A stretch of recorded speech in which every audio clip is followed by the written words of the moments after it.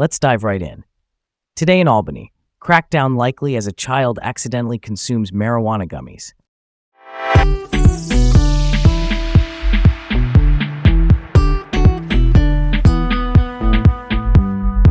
Hey everyone, I'm Leah, and welcome. You're listening to Laid Back Local, the news of the day with Leah and Garrett. And I'm Garrett. Hope you're ready for another whirlwind of local news. Let's get rolling. All right, let's set the stage for this one. A 4-year-old child in Albany had a scare when they ingested marijuana gummies that looked just like candy.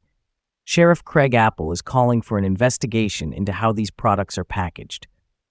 Sheriff Apple announced that cannabis dispensaries might need some serious scrutiny. This all comes after the child accidentally consumed 2 gummies infused with THC, the stuff that gets you high.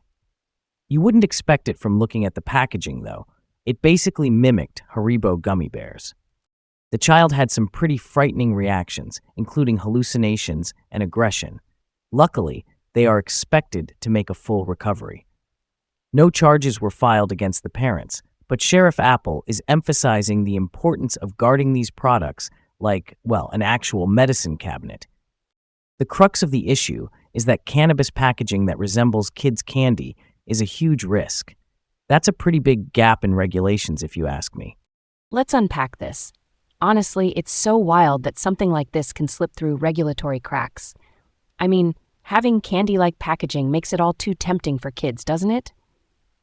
The severe impact on the child really highlights how much needs to change in how these products are marketed and sold.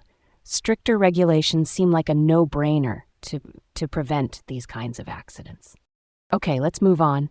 Next up, Vietnam veteran Paul Trincy pleaded guilty to causing a ruckus outside the Saratoga Springs police station.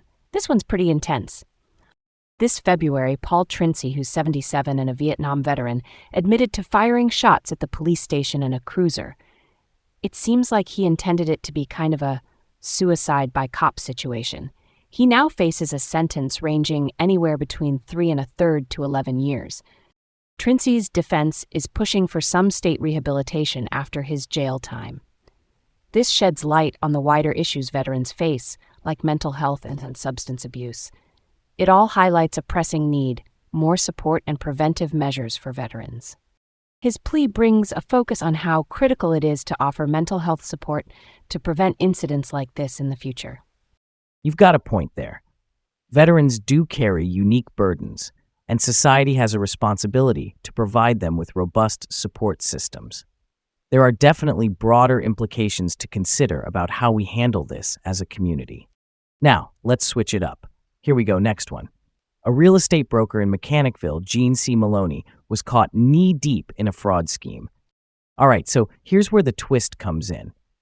Gene Maloney owned a couple of real estate businesses and apparently tried to flip a property to herself using forged documents. The investigation kicked off in early May from a fraud complaint, and she got herself multiple felonies. Let's get into those charges. Forgery, identity theft. She even allegedly forged a signature to falsely claim ownership on a loan app. It's a sophisticated operation, potentially shaking up how buyers and investors view the market.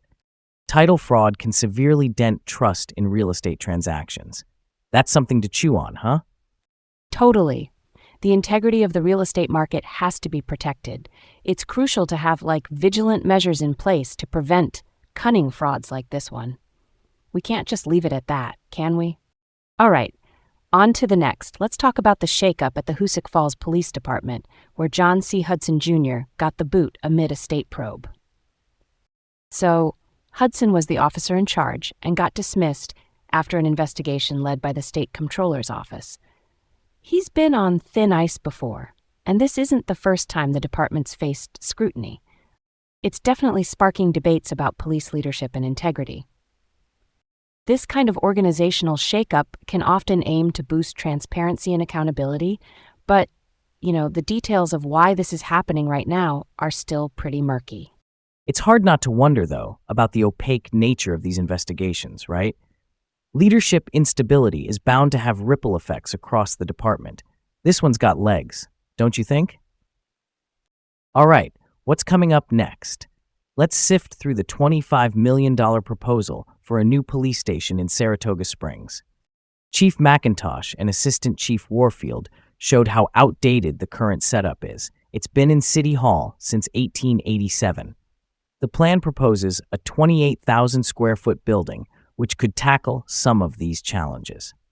Now, financially, there are worries about the impact on the city's bond rating.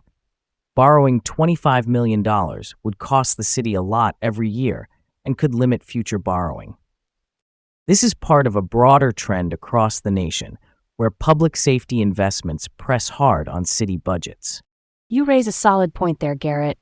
Weighing the potential benefits of a new facility versus the financial strain is a tricky balancing act. It really makes you think about the priorities when there's already existing debt. And that's where we'll leave it for now. Thanks for tuning in to Laid Back Local, the news of the day, with Leah and Garrett in Albany, New York. Make your day great, and join us tomorrow.